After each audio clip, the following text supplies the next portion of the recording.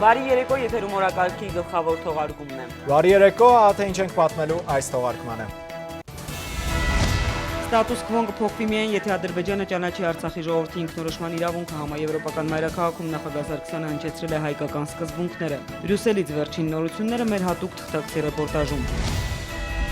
Բաքուն կրկին սրում է առաջնագծի դրությունը, Մարտունու ուղղությամբ կիրառել է Սպայք հակատանկային հրթիռ, աշխարհի հեղինակավոր ամբիոններից Ադրբեջանին սթափվելու կոչեր են անում։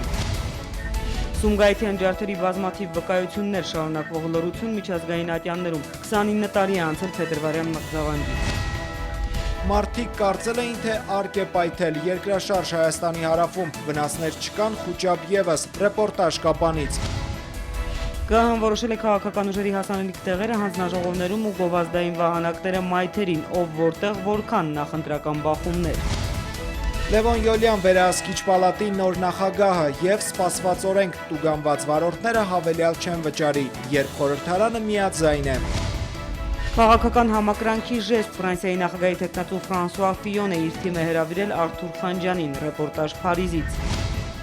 Հնդկացորենը հնդկաձավար կդառնա, +7 բիզնես էլ կգործի, Գեղարքունիքի տնտեսությունը նորանում է տեխնիկայով և ծրագրերով։ Եվ երկարող ձմռանը գրեթե գարուն է Լոռիում, գարնան առաջին կանաչ նշանները սարերում և շուկայում։ Եվ այսպես Հանրապետության նախագահը Բելգիայի թագավորությունում աշխատանքային այցի երկրորդ օրը սկսել է հանուն համաշխարհային խաղաղության Կարնեգի հիմնադրամի Բրյուսելի գրասենյակ այցելությամբ։ Իր ելույթում Սերժ Սարգսյանն անդրադարձել է ապրիլյան պատերազմին, նշելով, որ Ադրբեջանի սանձազերծած քառօրյա ռազմական արկածախնդրությունը Բաքվի երկարամյա ռազմատենչ քաղաքականության ու քարոզչության կենսագործումներ, ինչը լրջորեն վնասել է կարգավորման գործընթացին։ Ադրբեջանի կողմից ռազմական արկածախնդրության նոր փորձերը կարող են անկանխատեսելի հետևանքներ ունենալ հենց Ադրբեջանի համար, ասել է Հայաստանի նախագահը։ Ժողովրդավարացում, Արցախյան կարգավորում, Եվրամիության հետ հարաբերությունների կարգավորում եւ խորացում, առանցքային 3 խնդիր, որոնք հետաքրքրում են եվրոպական մասնագիտական ու փորձագիտական լսարանին։ Համաշխարհային ուղեղային կենտրոններից ամենահայտնին Կարնեգի Բրյուսելյան մասնաճյուղը Վաշինգտոնից հետո երկրորդն է, որը հյուրընկալում է Հայաստանի նախագահին։ Հայաստանի համար Արցախի ինքնորոշումն այլընտրանք չունի, նախագահ Սարգսյանը շեշտում է, ստատուս քվոյի փոփոխություն կլինի միայն մեկ դեպքում։ Եթե Ադրբեջանն իրապես մտահոգված է Լեռնային Ղարաբաղում ստատուս քվոյի փոփոխությամբ, ապա միայն մի տարբերակ կա փոխելու այն։ Դա Լեռնային Ղարաբաղի ժողովրդի ինքնորոշման իրավունքի ճանաչումն է։ Եվրոպական արհեստավարժ լսարանի առաջ Սերժ Սարգսյանը հիշատակում է Վիեննայի եւ Սանկտ Պետերբուրգի հետ ապրիլյան պայմանավորվածություններն ու թիրախավորում այն խախտողին։ Հայկական երկու պետությունները սկզբունքորեն դեմ են պատերազմին, բայց դրանից չեն էլ վախենում։ Ադրբեջանի կողմից ռազմական արկածախնդրության նոր փորձերը կարող են անկանխատեսելի հետևանքներ ունենալ հենց իր Ադրբեջանի համար։ Հայաստանը, որպես Լեռնային Ղարաբաղի անվտանգության երաշխավոր, բազմից հայտարարել է, որ պատրաստ է համարժեքորեն արձագանքելու ուժի կիրառման ցանկացած փորձի։ Անվտանգության ռազմական բաղադրիչին զուգահեռ Երևանը կարևորում է նաև համակարգային կամ ինստիտուցիոնալ անվտանգությունը։ Հայաստանն ընտրեց կառավարման խորհրդարանական ձևը կոնսենսուսով, ընտրական օրենսգիրք, ուսանելի շատ, այդ թվում հետխորհրդային ու հարևան երկրների համար։ Մեր գլխավոր նպատակը ուղղակի խորհրդարանական համակարգի ներդրումը չէր, այլ ժողովրդավարական ինստիտուտների հետագա ամրապնդումը, իշխանության ապակենտրոնացման եւ ամբողջությամբ համամասնական ընտրակարգի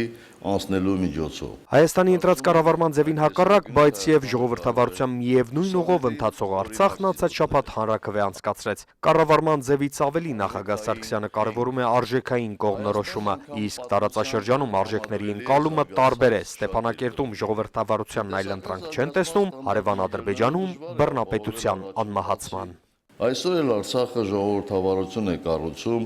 թշնամական կրակահերթերի ներքո։ Իսկ Ադրբեջանն ամեն ինչ անում է ազատության այս ձայնը լռեցնելու համար,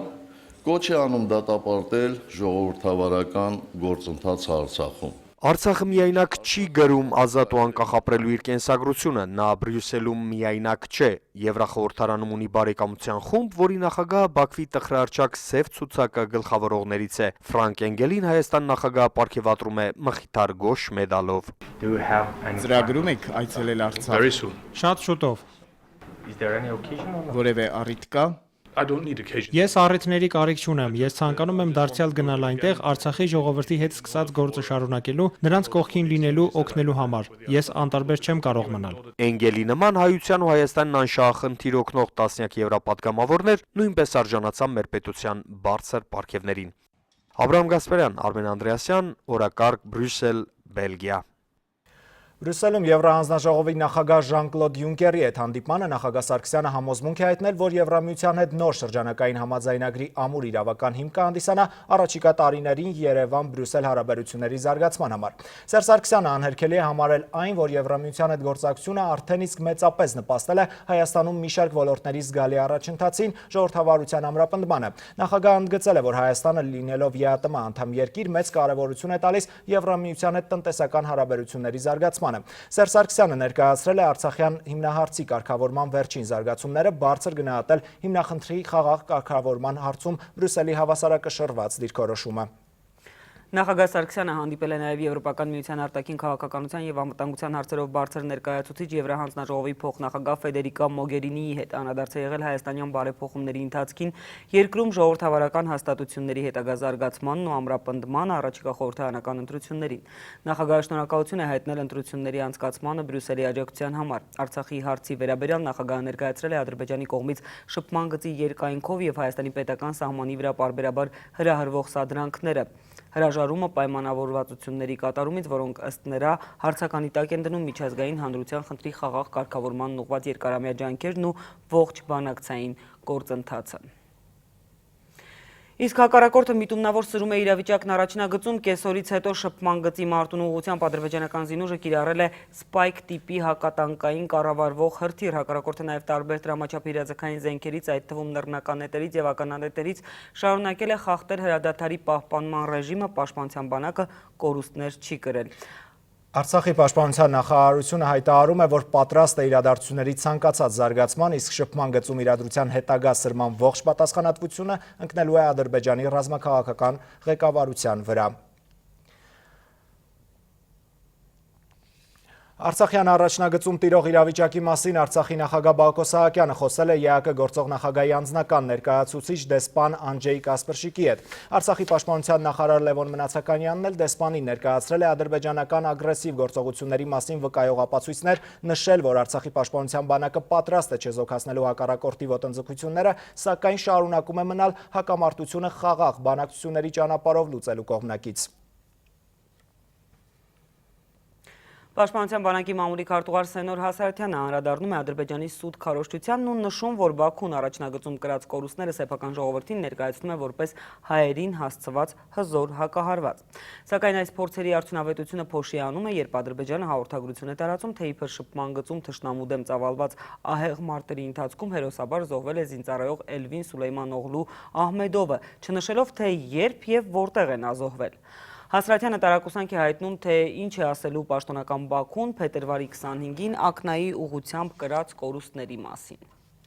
Ադրբեջանական դիվերսիոն խմբի փետրվարի 25-ի հարձակման փորձը մտահոգել է ՄԱԿ-ի գլխավոր քարտուղարին։ Ժնևում գտնվող Անտոնիո Գուտերեշը այս առիթով նաև հայտարարություն է արել։ Իսկ Արցախի արտգործնախարարությունը տեղի ունեցածը ապրիլյան պատերազմից հետո Ադրբեջանի կողմից հրադադարի լրջագույն խախտում է համարել։ Թալիշ Շահին Միրզոևն էլ Հայաստանից զենքը վայր դնելու կոչով դիմել է հայրենակիցներին։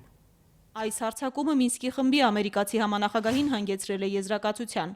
Տարածաշրջանում խաղաղության հաստատման համար անհապաղ պետք է վերսկսել բանակցությունները։ Փետրվարի 25-ի դիվերսիայով Ադրբեջանը արհամարեց ոչ միայն 1994-95 թվականների համաձայնագրերը, այլև վերջին հանդիպումների պայմանավորվածությունները, հայտարարում է Արցախի արտգործնախարարությունը։ Սա մարտահրավեր է նաև միջազգային հանրությանը։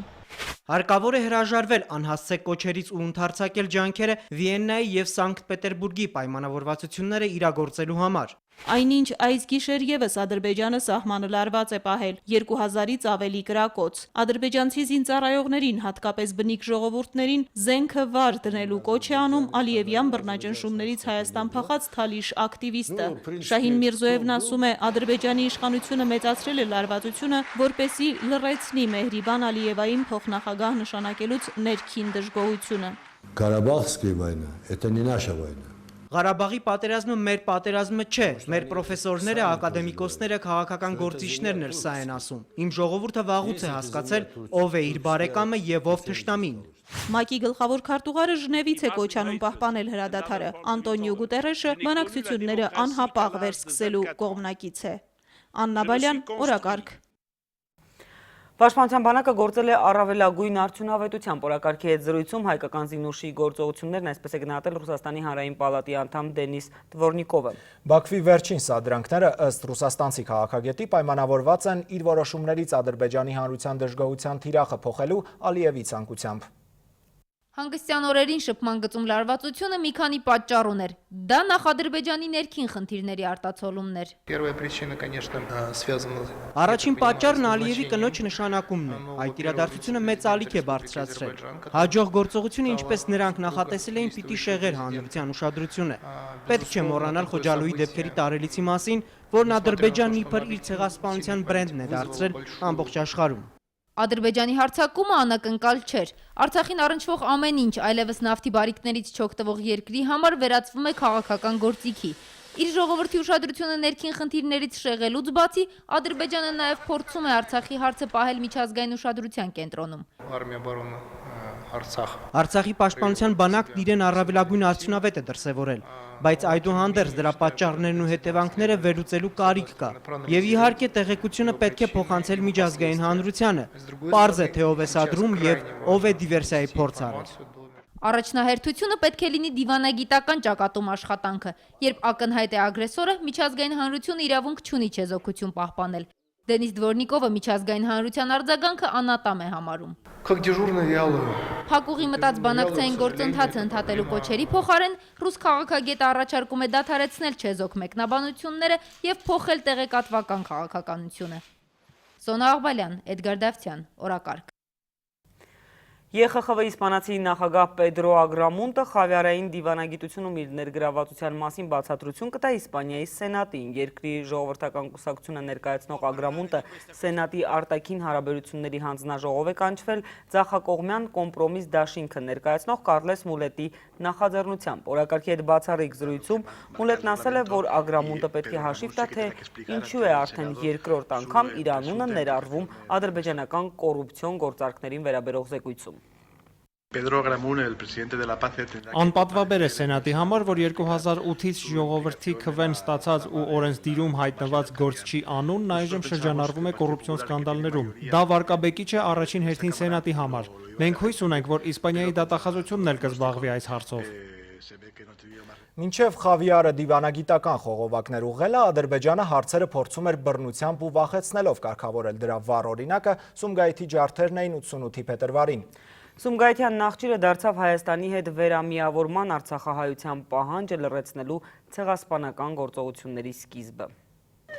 Ադրբեջանի քարոզչական թեմաների թոփ եռյակում փախստականներն են, որոնց գրեթե 30 տարի անց էլ շարունակում է պահել վրանային ճամբարներում։ Արցախում ապաստանած փախստականների միակ նեցուկը իր սուղ հնարավորություններով պետությունն է, որը սոցիալական բազում ծրագրերով բարելավում է իր քաղաքացիների կենցաղը։ Սոցիալական հիմնադրամների ու աջակցության տարբեր ծրագրերի միջոցով լուծվել է 50 ընտանիքների բնակարանային խնդիրը։ 27 ընտանիք փոխհատուցում է ստանում բնակվարձի դիմաց։ Արցախում հոգացել է նաև փախստականների կենսաթոշակային ապահովման խնդիրը։ Մինչ այսօր վերականգնվել է 159 փախստականների ապահովագրական ստաժ, որը իր ցուցանիշներով ավելի բարձր է, քան Հայաստանի Հանրապետությունում։ Ճշմարտության մասին ճշմարտության լեզվով պիտի խոսել եւ Արցախի արտաքին քաղաքականության գերատեսչությունը բոլոր խողովակներն օգտագործում է խնդիրն արդարության դաշտ տեղափոխելու համար։ Ցանկացած կարգավորման մոդել անպայման պետք է ներառի իր մեջ նրանց իրավունքների պաշտպանությունը։ Հնարավոր չէ այնպիսի մի կարգավորում, որը անտեսի այդ մարդկանց իրավունքները այդ մարդկանց ճակատագիրը։ Սումգայիթի ջարդերի 29-րդ տարելիցին Ստեփանակերտի հուշամալիրում մարդիկ ծաղիկներ են խոնարհել անմեղ զոհերի հիշատակը ավերժացնող հուշակոթողին։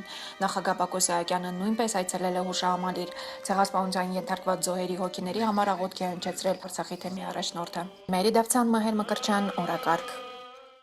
Սումգայիթում հայերի զանգվածային ջարդերի նպատակն էր ստիպել արցախցիներին հրաժարվել ազգային ազատագրական շարժումից։ Դա կանխավ ծրագրված սպանդ էր, այլ ոչ թե մի խումբ խուլիգանների տարերային ելույթ, ինչպես փորձում էին այն ներկայացնել խորհրդային իշխանություններն ու դատական մարմինները։ Սումգայիթի դեպքերից անցել է 29 տարի, բայց այդ օրերի մղձավանջը դեռ ուղեկցում է նրանց, ում հաջողվեց ինչ-որ կերպ փրկվել այդ սպանդից։ Այսօր Սումգայիթյան օրն է։ Կներեք։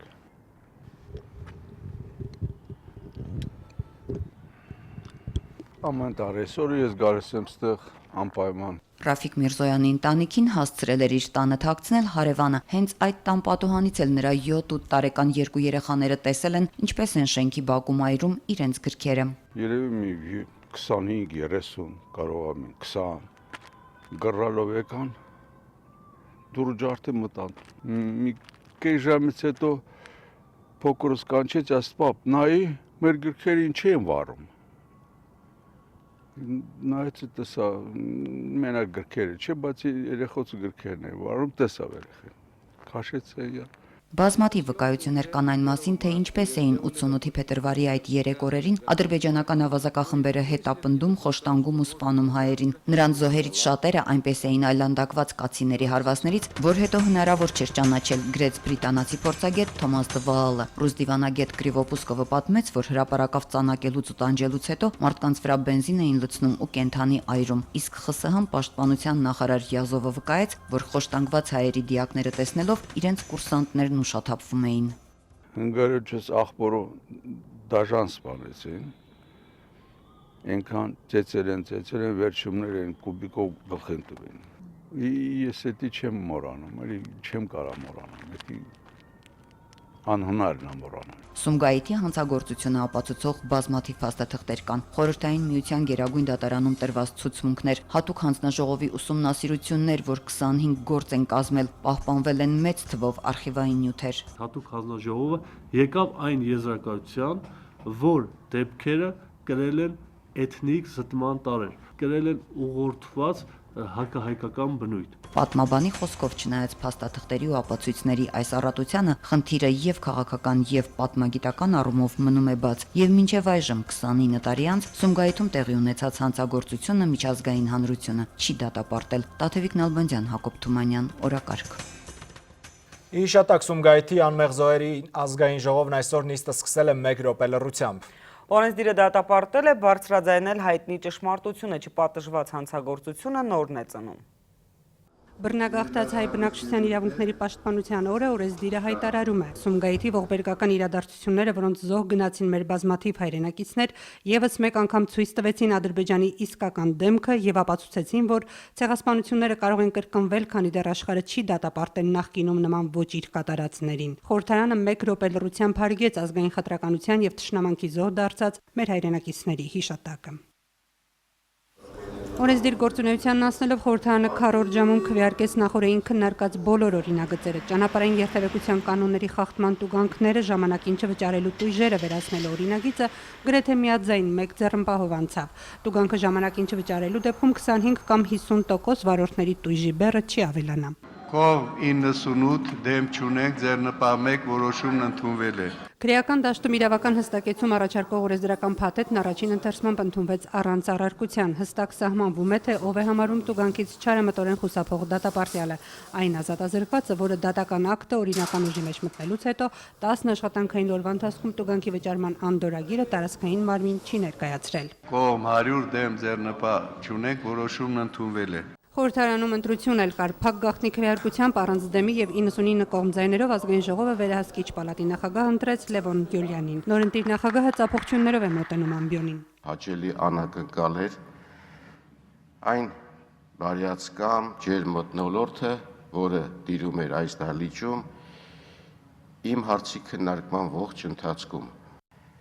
Ես ամենայն պատասխանատվությամբ եւ լրջությամբ եմ ընդունում այսօրվա իմ նշանակումը։ Քարորյան կշարունակվի չորեքշաբթի։ Սիրանուշ Մուրադյան, Հովհաննես Քյոսայան, օրակարգ։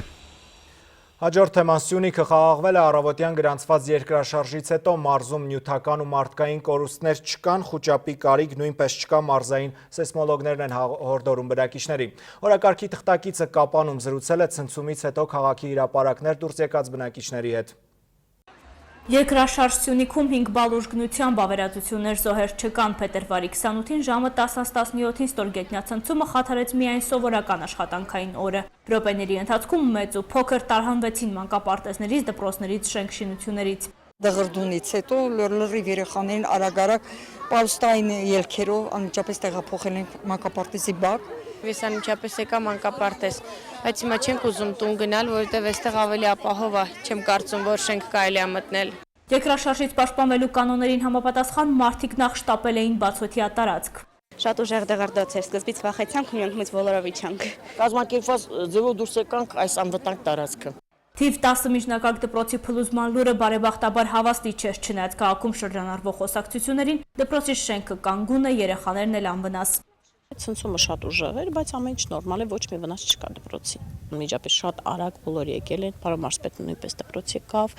եւ արտակարգ իրավիճակներից եւ մեր վերադասմանները բոլոր հետաքրքրվել են։ Քաղաքում այժմ խաղաղ է, խաղաղվել են նաև մարդկանց միտքը, ստորգետնյա դղրդյունի պահին ինչ ասես չէին մտածել։ Առաջին հայացքից մեզ թվաց թե իրոք սնարյադ անգել, տենց այդ տպավորություն թողեց, ոչ թե երկրաշարժի։ Չիմացակ թե այդ երկրաշարժի այդ ուժգին ձեննա, թե ինչ-որ մի պայթում է, որտեղ երկրաշարժի նման չէր։ Մեկ էլ մի 15 րոպե հետո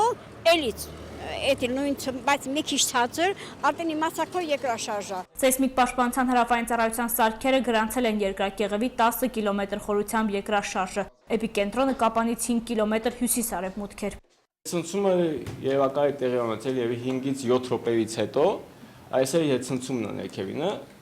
Ինքը հիմնականում ավելի թույլ է լինում, քան թե զուտ երկրաշարժը։ Ունեցել ենք 1 հետցնցում, դե 2 ժամ անցել է, հələ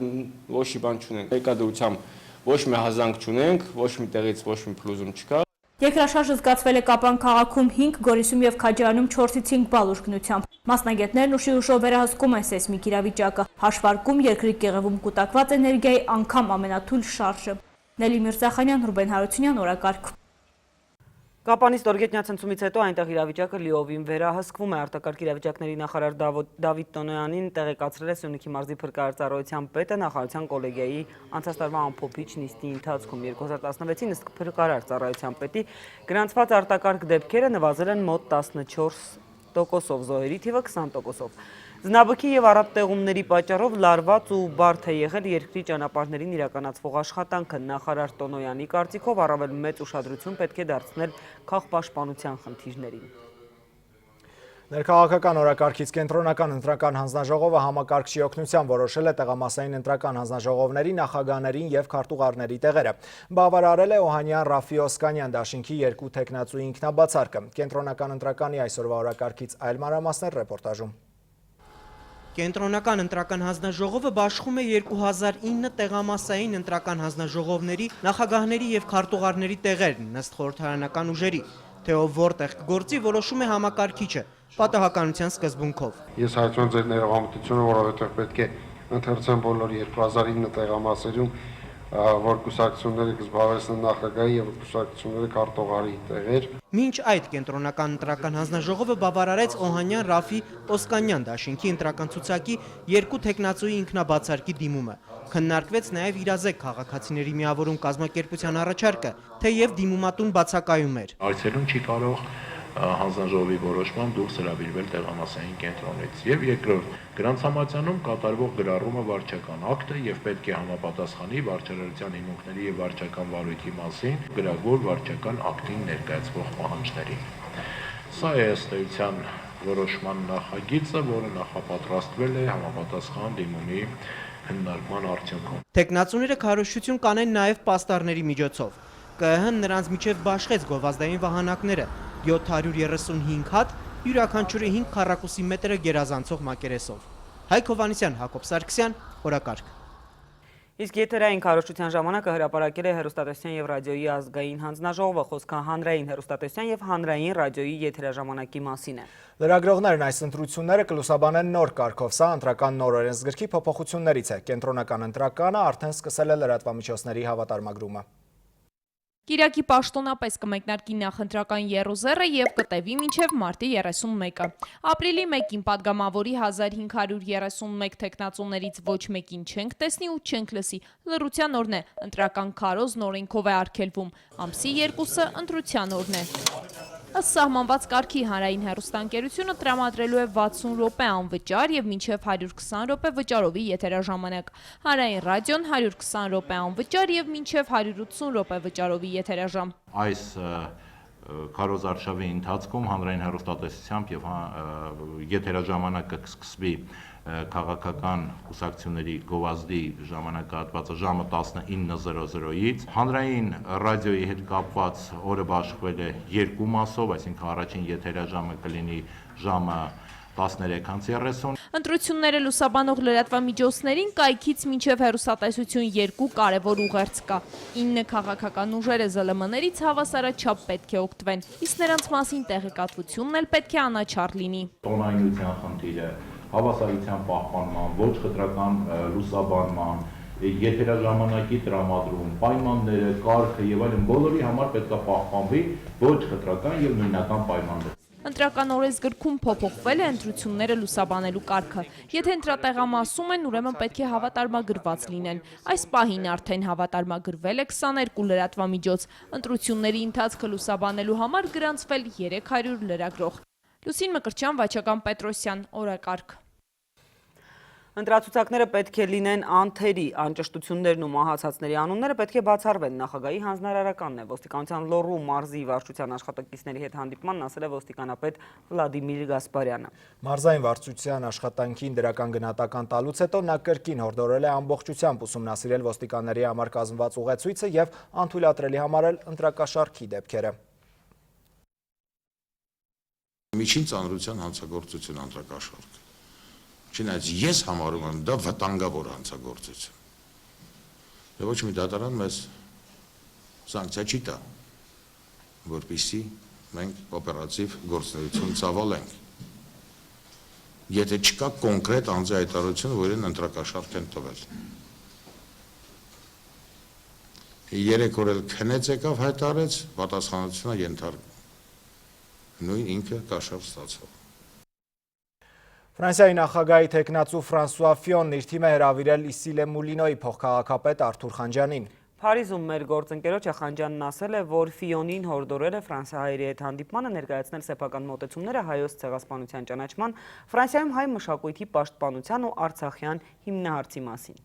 Ֆրանսիայի նախագահի թեկնածու Ֆրանսուଆ Ֆիոնը Իսիլե Մուլինոյի փոխքաղաքապետ Արթուր Խանջյանին իր քարոզարշավի թիմ է հրավիրել ու խնդրել պարզելու, թե հայ համայնքը ինչ խնդիրներ ու պահանջներ ունի, որպեսզի ինքը փորձի դրանց լուծում տալ։ Ես փոխանցեցի ֆրանսահայ ժողովրդին փափակները, մտահոգությունները եւ բանջները։ Շատ բարձ է։ Եթե անբանջները չիրականացվին, չեն վազող ֆրանսահայ կաուտը ցայն դաս տեխնացուին։ Ֆրանսիայի նախագահներն ու նախագահի տեխնացուները նախկինում ունեցել են հայ ազգի խորհրդականներ, բայց սա առաջին դեպքն է, երբ նախագահի տեխնացուի թիմում պաշտոնապես հայ է ընդգրկված։ Ճիշտ է, բարեկամ ունենալ լավ է, բայց անբարեկամությունը պետք է սորվենք եւ գիտնանք օգտագործել մեր ժողովրդին շահերը պաշտպանելու։ Արթուր Խանջյանն արդեն հասցրել է Ֆիոնին փոխանցել հայոց ցեղասպանության միջազգային ճանաչման ու Արցախյան հիմնահարցի շուրջ հայերի մտահոգությունները։ Ֆրանսուଆ Ֆիոնը տեղեկացել է նաև Փարիզում հայկական համալսարան հիմնելու հայերի ցանկության մասին։ Հասմիկ Արաքելյան, Մարիամ Տեր-Գուլանյան, օրակարգ, Փարիզ, Երևան։ American Associated Television International ընկերությունը մեր երկրում վավերագրական ֆիլմ կնկարահանի Հայաստանը որպես առաջին քրիստոնյա երկրի աշխարհին ավելի ճանաչելի դարձնելու համար։ Ընկերության ղեկավարն այս մասին հայտնել է Հայաստանի վարչապետի հետ հանդիպմանը։ Ֆիլմը կներկայացնի մեր երկրի զբոսաշրջային գրավչությունները։ Կարեն Կարապետյանը շնորհակալություն է հայտնել նախաձեռնության համար, նշել, որ կառավարությունը կարևորում է Հայաստանի զբոսաշրջային հնարավորությունների բարձրացման ուղղված քայլերը։ Սահմանամերձ համայնքների խնդիրները մշտապես գտնվում են Հանրապետության ղեկավարության ուշադրության կենտրոնում, ասել է Վիգեն Սարգսյանը Պաշտպանության նախարարությունում կայացած սահմանամերձ համայնքների խնդիրների լուծման նպատակով ստեղծված միջգերատեսչական հանձնաժողովի նիստում։ Սահմանապակ գյուղերում արդեն կատարած եւ այս պահին ընթացող ծրագրերի մասին խոսել են տարածքային կառավարման, արտակարգ իրավիճակների, կրթության եւ գիտության, առողջապահության նախարարությունների ներկայացուցիչները։ Ըստ Վիգեն Սարգսյանի, սահմանամերձ համայնքների խնդիրները պետք է համակարգային լուծում ստանան։ Հայաստանյան խանութների վաճառասեղաններին 2 ամսից տեղական հնդկաձավար կհայտնվի, արտադրված է Գեղարքունիքում Պիտակով։ Գյուղատնտեսության նախարարին խոստացել են հնդկաձավարի արտադրամասում։ Նաև բիզնեսի այս օրինակը հաշվի առնելով Գեղարքունիքում 7 նոր բիզնես ծրագրի մեկնարկը տնտեսագետները իրատեսական են համարում։ Նախարարը հավաստիացրել է ծրագրերի իրականացման գրասենյակը կաջակցի համարձակգործարարներին։ Սա դաշտից մուտք եղած հնդկացորենն է, որ պետք է հիմա մշակենք, էլի սերմ անջատենք, մնացած քանակությունը կմնա արդեն հնդկաձավարի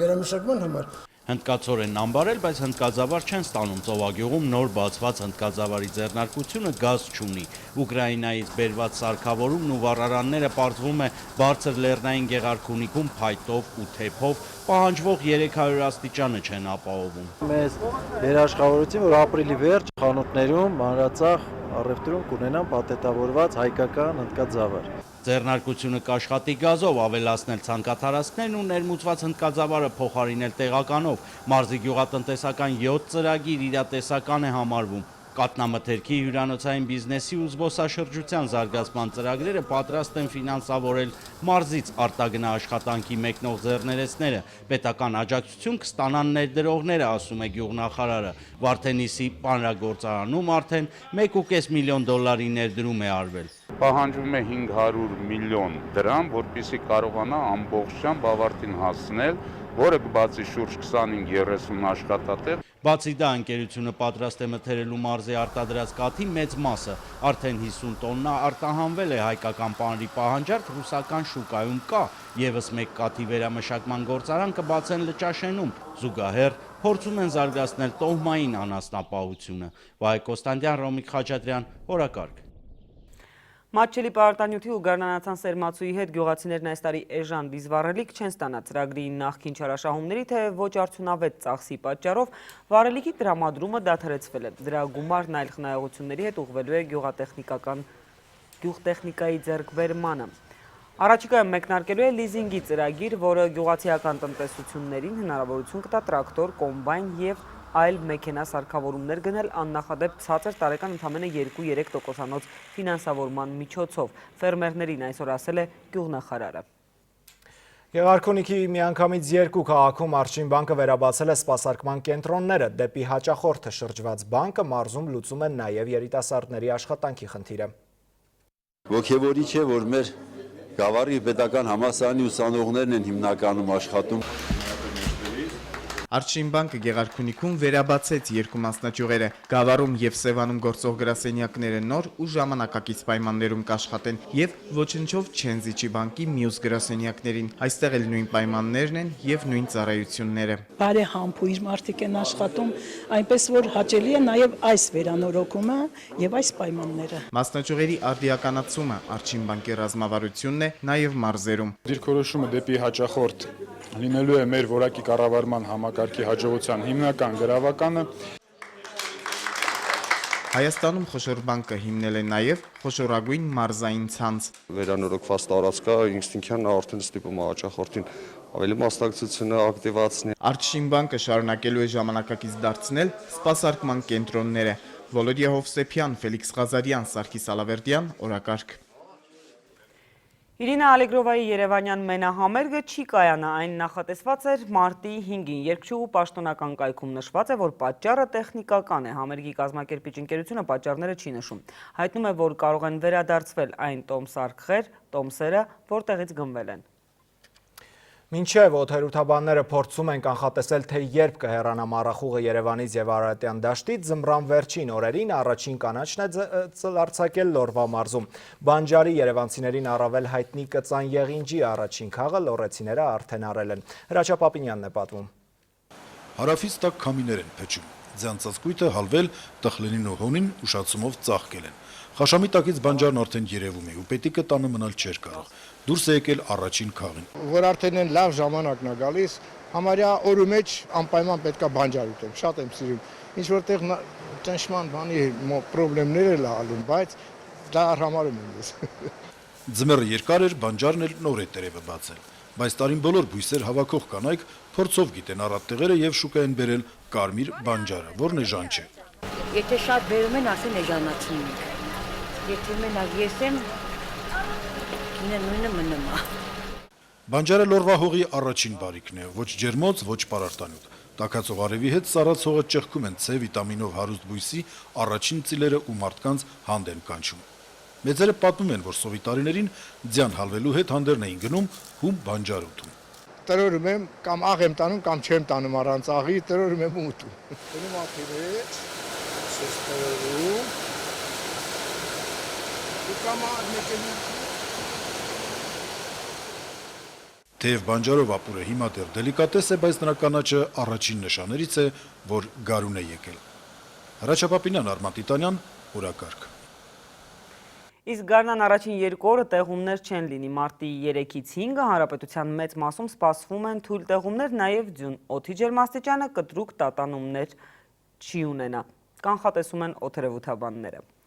Օրակարգն էր եթերում, շնորհակալություն ուշադրության համար։ Ցտեսություն եւ հաճելի երեկո։